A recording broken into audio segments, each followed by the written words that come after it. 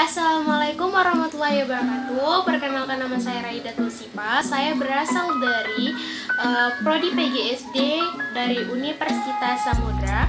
Di sini saya akan membuat video pembelajaran untuk memenuhi tugas mata kuliah saya, yaitu mata kuliah dari pembelajaran Bahasa dan Sastra Indonesia Sekolah Dasar di kelas. Assalamualaikum warahmatullahi wabarakatuh anak-anak.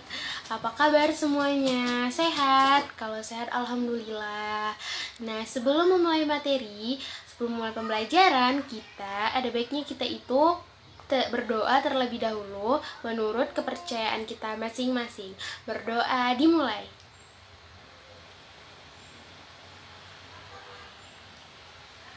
Berdoa selesai. Nah, kalian tadi udah sarapan belum? Kalau belum sarapan, sebaiknya sebelum memulai pelajaran kita itu harus sarapan terlebih dahulu anak-anak, supaya dalam belajar kita itu nggak ngerasakan lapar, perut kita nggak sakit. Kalau perut kita nggak sakit, tentu saja kita dalam belajar pasti bersemangat karena kita dalam keadaan sehat walafiat dong. Jadi buat kalian anak-anak ya ibu yang belum makan, kalian besok-besok kalian itu harus makan terlebih dahulu sebelum memulai materi pelajaran. Dan anak-anak, kita dalam belajar itu kita harus bersemangat supaya apa yang disampaikan oleh ibu guru bisa kita terima dan mudah kita pahami materi yang disampaikannya. Kalau kita udah bisa mudah menerima materi yang disampaikan sama guru, kita bakalan menjadi anak yang pintar, dan insya Allah anak yang pintar akan menjadi orang yang sukses. Kalau kita udah sukses, pastinya kita bisa membanggakan kedua orang tua kita, ya kan? Jadi siapa di sini yang membanggakan orang tuanya? Nah, pasti banyak dong. Nah, jadi harus bersemangat dalam belajar. Nah, ibu mau tanya, kalian masih semangat atau enggak? Nah, harus bersemangat dong ya, harus bersemangat dalam proses pembelajaran ini walaupun kita menggunakan video. Oke, jadi minggu kemarin kan kita udah belajar tuh tentang menyimak, bagaimana cara meningkatkan kemampuan menyimak, apa aja strateginya. Jadi di minggu ini kita bakalan belajar tentang meningkatkan kemampuan berbicara. Nah, anak-anak ibu ada yang tahu nggak apa itu arti dari berbicara? Nah, kalau belum tahu, di sini di materi ini kita akan bahas mengenai meningkatkan kemampuan berbicara. Nah, tujuan kita untuk mempelajari materi meningkatkan kemampuan berbicara ini agar anak-anak ibu ini mengetahui apa arti dari berbicara, apa sih tujuannya, bagaimana sih itu fungsinya, apa aja sih, dan bagaimana sih cara meningkatkan kemampuan berbicara itu. Nah, jadi ibu harapkan setelah kita belajar mengenai materi ini, kalian itu bisa memahami apa sih itu artinya, apa tujuannya, apa fungsinya, serta bagaimana meningkatkan kemampuan berbicara itu sendiri. Nah, jadi kalian harus benar-benar bersemangat dong. Harus kalian simak ya apa yang ibu sampaikan nanti. Oke, baiklah anak-anak ibu sekalian, jadi ibu langsung aja nih, ibu mau menjelaskan materi kita hari ini. Jadi ibu akan menjelaskan apa pengertian dari berbicara, kemudian apa tujuan dari berbicara, apa fungsi dari berbicara, serta bagaimana cara meningkatkan kemampuan berbicara itu. Jadi nanti di sini ibu jelaskan ke kalian simak baik-baik ya anak-anak. Nah, setelah ibu menjelaskan ini, ibu berharap sekali untuk kalian bisa mengaplikasikan bagaimana cara meningkatkan kemampuan berbicara ini kepada anak-anak ibu ini ya. Bisa kalian aplikasikan dalam kehidupan sehari-hari kalian. Jadi langsung aja nih. Yang pertama ada pengertian berbicara. Nah, jadi pengertian berbicara itu adalah kemampuan seseorang untuk bisa mengucapkan bunyi-bunyian atau biasa yang kita sebut dengan artikulasi. Nah, seperti menyampaikan pendapat, mengemukakan gagasan, kemudian menyatakan atau menyampaikan sebuah pikiran, menyatakan perasaan, seperti itu. Kayak ibu nih, contohnya ibu nih lagi berbicara nih, nah ibu lagi menyampaikan sebuah materi. Nah, itulah yang dinamakan berbicara. Sekali lagi, jadi berbicara itu adalah kemampuan seseorang untuk bisa mengucapkan bunyi-bunyian atau yang disebut dengan artikulasi, seperti mengucapkan kata-kata untuk bisa mengekspresikan perasaannya, terus tuh menyatakan apa yang dirasakannya, menyatakan pendapatnya, menyatakan idenya dan lain sebagainya. Misalnya kalian nih sedang sedih, seperti itu kan, hatinya sedih, jadi kalian itu pengen curhat ke teman kalian gitu kan. Jadi kalian sampaikanlah apa yang kalian rasakan itu ke teman kalian. Aku lagi sedih nih karena kucingku sakit. Nah, jadi aku sedih, kucingku nggak mau makan, kayak gitu. Itulah yang dinamakan berbicara. Nah, contohnya juga seperti ibu ini yang lagi menyampaikan materi kepada kalian. Nah, jadi udah paham nih apa arti dari berbicara? Jadi berbicara itu tadi artinya kemampuan seseorang untuk mengucapkan suatu bunyi-bunyian atau artikulasi, yang contohnya itu tadi seperti kita mengutarakan isi hati kita, isi perasaan kita, atau ketika kita mengeluarkan pendapat. Nah, jadi itulah contoh dari berbicara. Jadi kalian udah paham belum nih? Nah, udah paham dong. Dah, kita lanjut ya kalau kalian udah paham. Ini Ibu mau lanjut ke materi yang kedua. Yang kedua ada tujuan berbicara. Nah, jadi tujuan berbicara ini yang pertama ada memberitahu atau melaporkan. Nah, jadi berbicara ini kan tujuannya tuh untuk melaporkan. Jadi apa sih yang dilaporkan, Bu? Nah, yang dilaporkan itu misalnya seperti berita. Berita yang dilaporkan misalnya di suatu daerah sedang terjadi banjir. Nah, jadi dilaporkanlah kepada masyarakat yang lainnya, dilaporkanlah ke orang-orang, dikasih tahu, di daerah sana itu banjir loh, kayak gitu. Ayo kita kasih sumbangan atau apa gitu. Jadi itulah tujuannya, untuk memberitahu atau melaporkan suatu yang terjadi, peristiwa yang sedang terjadi, baik itu kepada pendengar sehingga pendengar itu bisa mendapatkan suatu informasi dari sang pembicara ini. Jadi kan kalau misalnya nih di daerah sini ada banjir, nah jadi kan disampaikan tuh sama orang kan dengar, jadi yang dengar itu mendapatkan informasi dong. Nah, itulah tujuan dari berbicara, untuk untuk memberitahu dan melaporkan, sehingga yang mendengarkan itu bisa mendapatkan suatu informasi dari yang berbicara tadi. Itu tujuannya yang pertama. Nah, jadi anak-anak, yang kedua, tujuan berbicara itu sebagai penghibur. Nah, jadi selain dia juga fungsinya itu memberitahukan atau melaporkan, dia juga bertujuan untuk menghibur sang pendengarnya, sehingga sang pendengar itu merasa bahagia, senang, gembira. Jadi si pembicara ini itu berbicara untuk membuat si pendengar itu menjadi bahagia, senang. Contohnya seperti apa sih, Bu?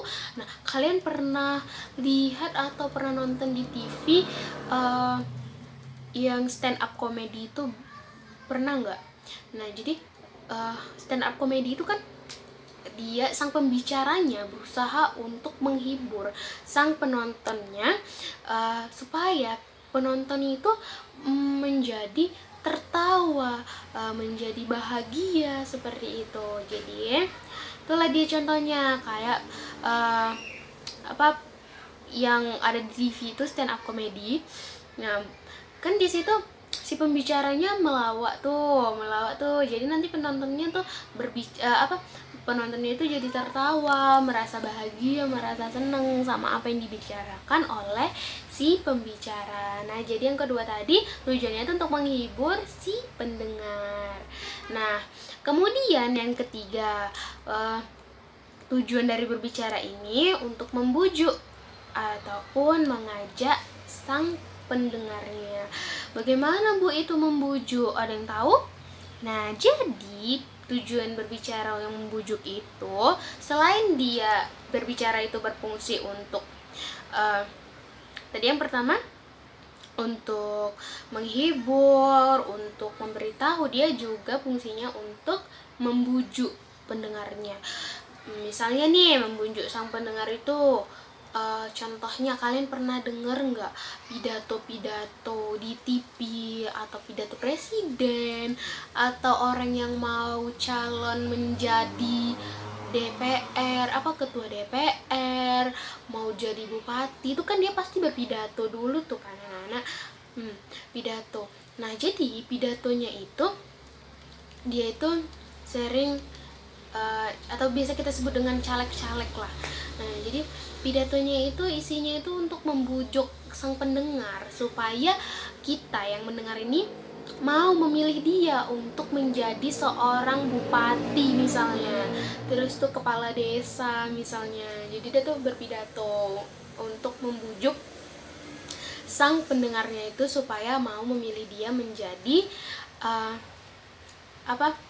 anggota legislatif, seperti perwakilan rakyat, Dewan Perwakilan Rakyat, kemudian ada apalagi tuh bupati, kepala desa, camat dan lain sebagainya. Jadi itu juga tujuan dari berbicara. Udah paham? Kemudian yang keempat, ada meyakinkan. Nah, nih kalian pernah nggak nih melakukan berbicara itu untuk meyakinkan seseorang? Pernah nggak? Atau ada yang belum tahu artinya untuk meyakinkan? Jadi tujuan dari berbicara itu yang keempatnya ada meyakinkan, yang dimana pembicara ini berusaha untuk bisa meyakinkan pendengarnya gitu. Misalnya nih, ada sekumpulan ibu-ibu nih, ibu-ibu ini dia itu nggak percaya gitu, dia tuh nggak percaya dengan adanya makhluk-makhluk gaib yang ada di sekitaran kampung situ gitu. Jadi kita nih berusaha untuk meyakinkan, ada loh Bu, ada Bu, ini wujudnya seperti ini Bu, atau wujudnya seperti ini Bu, teman saya aja sampai sakit melihatnya gitu kan. Pokoknya kita yakinkan dia supaya ibu-ibu tuh percaya bahwasanya di kampung itu tuh ada hantu gitu, sehingga yang tadinya ibu-ibu itu nggak percaya jadi percaya. Nah, itulah dia yang dinamakan meyakinkan. Atau nih satu lagi Bu, kasih contoh, bersimpati. Misalnya ada kucing ini sakit gitu kan. Jadi kita tuh berusaha untuk meyakinkan ibu-ibu tuh, Bu, bantulah kucing ini Bu, supaya kucing ini bisa tertolong. Kemudian kalian sampaikanlah itu gimana-gimananya sampai ibu itu yang tadinya nggak bersimpati sama kucing itu menjadi bersimpati. Nah, itulah yang dinamakan tujuan dari berbicara yang meyakinkan. Jadi meyakinkan seseorang yang tadinya nggak yakin menjadi yakin, yang tadinya nggak bersimpati menjadi bersimpati, yang tadinya nggak percaya menjadi percaya. Nah, jadi anak-anak ibu tahu kan apa-apa aja tujuan dari berbicara. Yang pertama tadi tujuannya untuk memberitahu atau melaporkan. Kemudian yang kedua ada menghibur. Kemudian yang ketiga ada membujuk, yang keempat meyakinkan, ya kan? Nah, oke, baiklah. Tadi kita udah membahas tentang tujuan berbicara. Sekarang kita bahas yang ketiga, yaitu fungsi berbicara. Nah, yang pertama, anak-anak, fungsi berbicara itu ada fungsi instrumental. Nah, Ibu kasih contohnya nih, bagaimana biar kalian tuh bisa paham. Bagaimana sih fungsi instrumental berbicara itu? Jadi gini contohnya. Seorang atasan, seorang polisi misalnya, seorang polisi memberikan nasihat kepada pengendara supaya pengendara itu memakai helm agar nanti ketika di jalan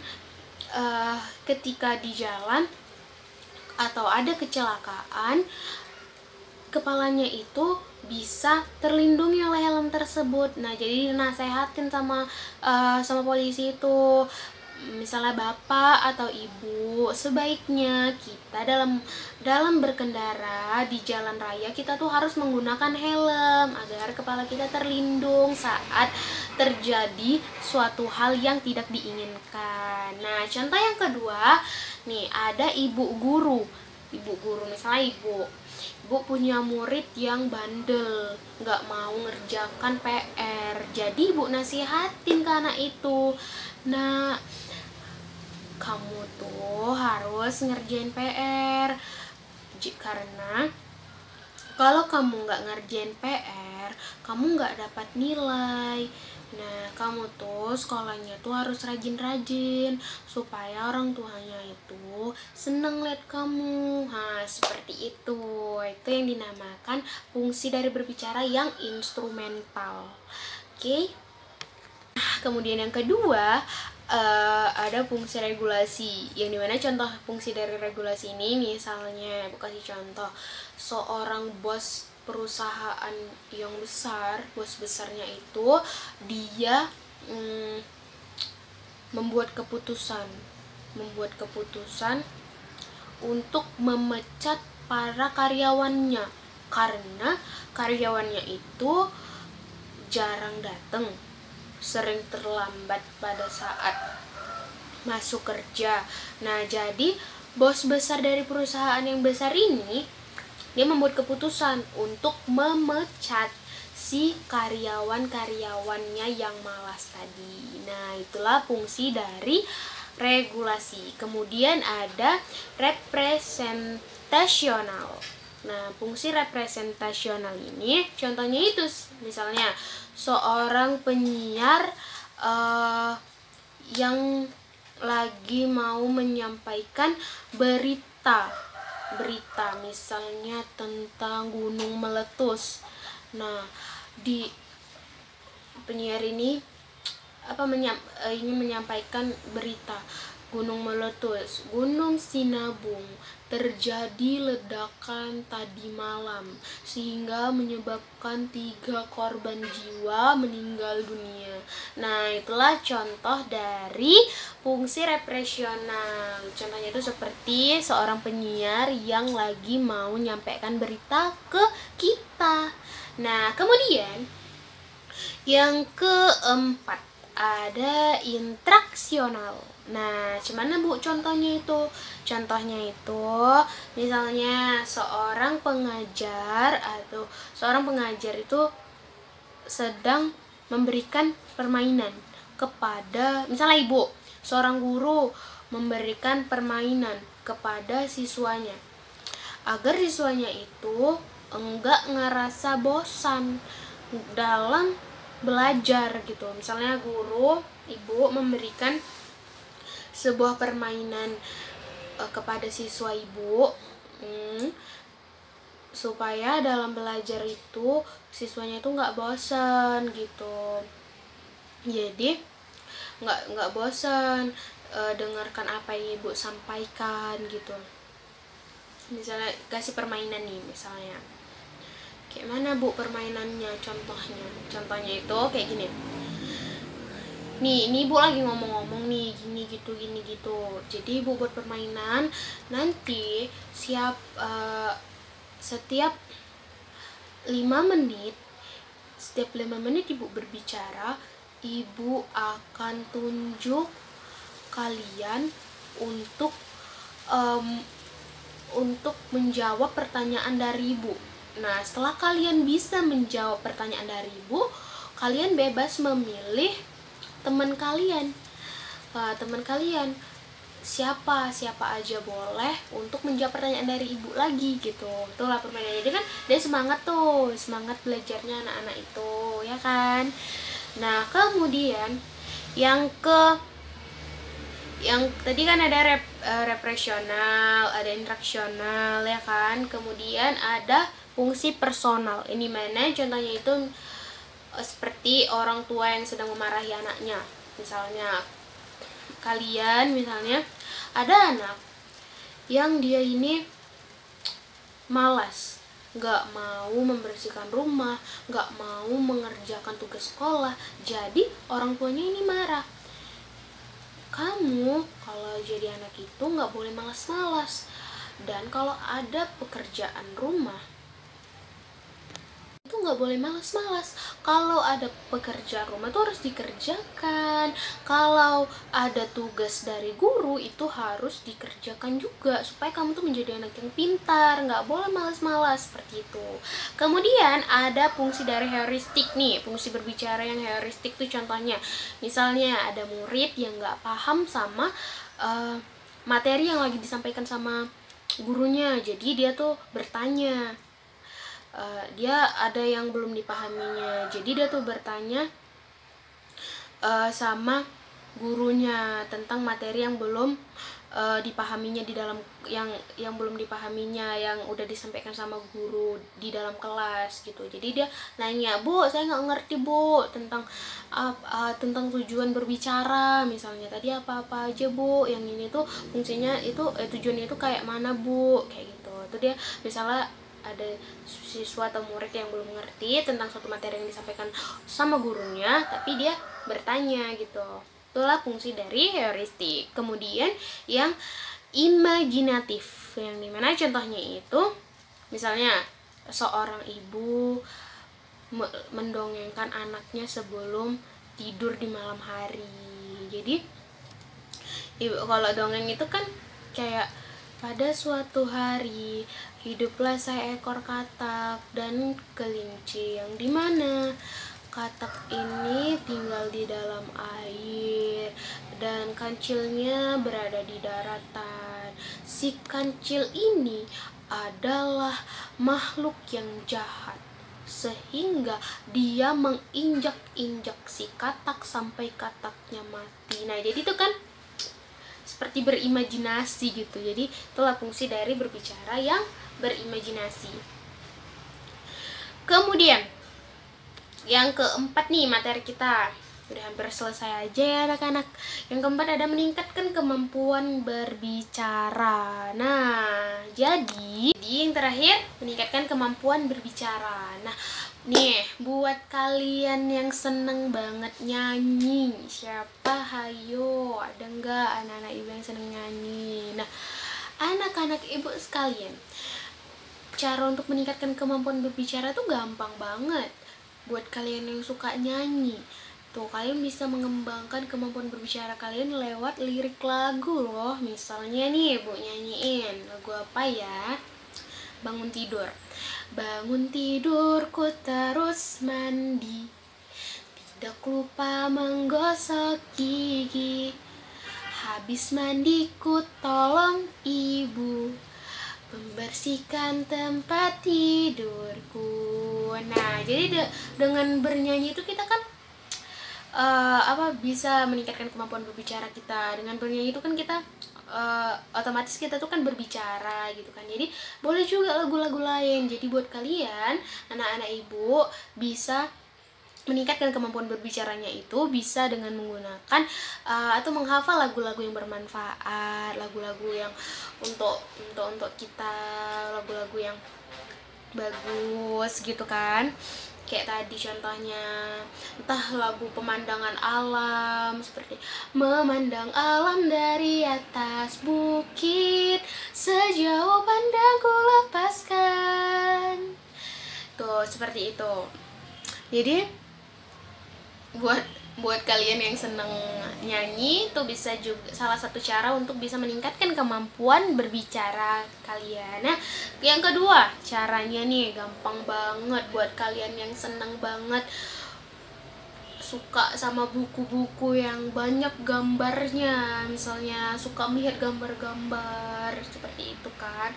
Misalnya gambarnya itu ada seorang ibu dan sama bayi yang sedang berada di taman. Jadi kalian tuh boleh banget lihat-lihat buku yang berisi gambar itu tadi, dan kalian kan itu kan gak ada bacaannya tuh, kalian boleh menyampaikan apa yang sedang terjadi di dalam buku itu. Misalnya di dalam buku ini ada gambar orang yang lagi membersihkan rumah, tapi gak ada bacaannya tuh. Kalian boleh mengeluarkan apa menurut kalian ini sedang apa sih. Jadi kalian tuh bisa menyampaikannya, ini adalah anak yang sedang membersihkan rumahnya, kayak gitu. Jadi itulah salah satu cara kita untuk bisa meningkatkan kemampuan berbicara. Ada apa aja tadi? Bisa dengan bernyanyi atau menghafal lirik-lirik lagu. Kemudian yang kedua, bisa melihat gambar-gambar buku, gambar-gambar yang ada di buku seperti itu. Udah sampai di sini, ada yang mau ditanyakan atau enggak? Nah, kalau nggak ada, materi kita hari ini udah selesai. Nah, jadi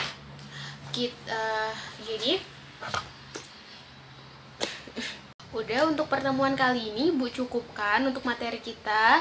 Materi tentang meningkatkan kemampuan berbicara ini Bu cukupkan sampai di sini, yang dimana kita tadi udah belajar tentang pengertian berbicara.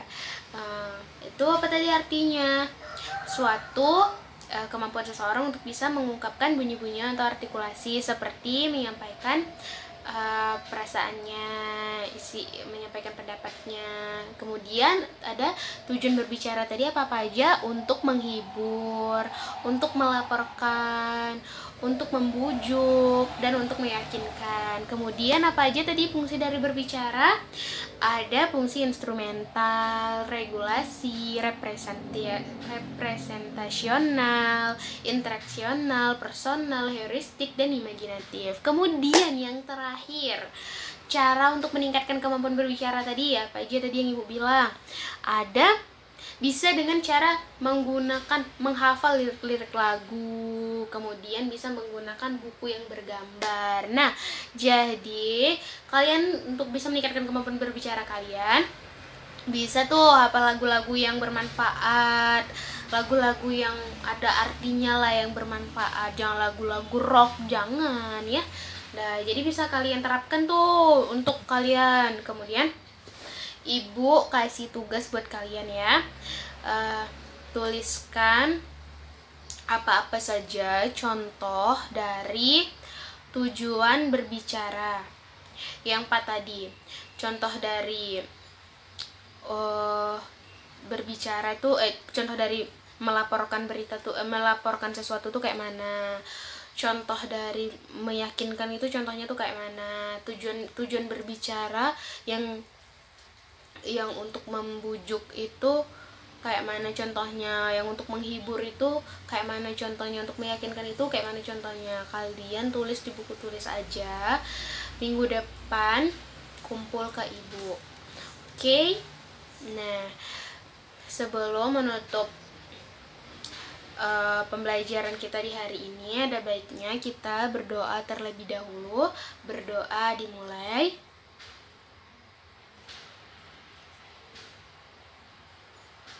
Berdoa selesai. Terima kasih anak-anak Ibu yang udah mau mendengarkan Ibu. Lebih dan kurang Ibu mohon maaf. Assalamualaikum warahmatullahi wabarakatuh.